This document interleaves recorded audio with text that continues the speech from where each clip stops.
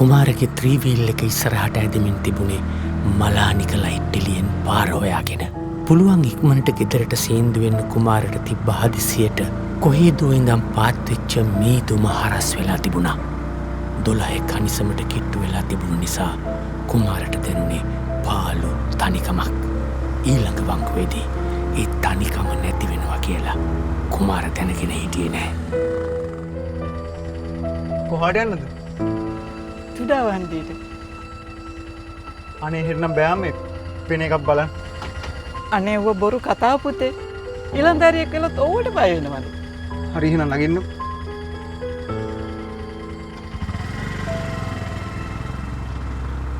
ටික දවසක ඉඳන් තුඩා වහන්දිය පැත්තේ අමුතු දේවල් වෙනවා කියලා කුමාරගේ කනටත් වැටිලායි තිබුණේ. ඒ කතාව විශ්වාස නොකළත් අද මේ ගමන පටන්ගත් වෙලාවේ ඉඳන් දැනිච්ච මූසල හැඟීම කුමාරට දුන්නේ දෙකිඩියාවක්. ඒ දෙකිඩියාවත් එක්කම තුඩාවේ කන්ද නගින්න ඇක්සලේටරේ තද කලා විතරයි. ඔය ඉස්සරහ තියෙන ATM එකෙන් පොඩ්ඩක් නවත්තන්නකෝ.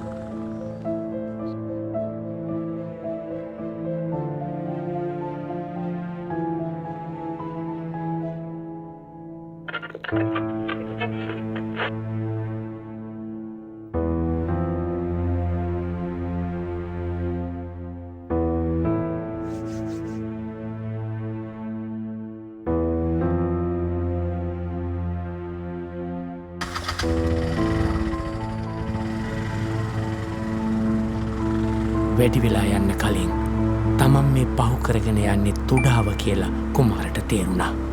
ඒත් එක්කම අනේ දෙයනේ. ඇයි? මේ මගේ ATM කාඩ් එක නෙමෙයි වෙන එකක්. ඒ කීවේ? මම ATM එකට කාඩ් එක දාලා සල්ලි ගන්න හදනකොට ඒක වැඩ කළේ නැහැ.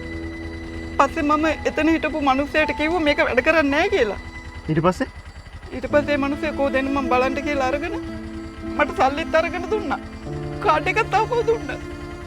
දැන් මට මැසේජ් එකක් එනවා මගේ account එකෙන් තව රුපියල් 40000ක් කරක් කියලා.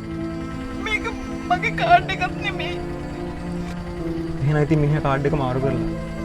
හරි කාඩ් එක ඇත්තේ මිනිහා ගාව. රහස් සංකේත බලා ගන්න.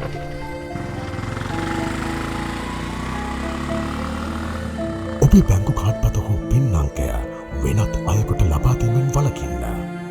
දැන්වත් වන්න. මූල්‍ය වංචාවල බිල්ලක් නොවන්න.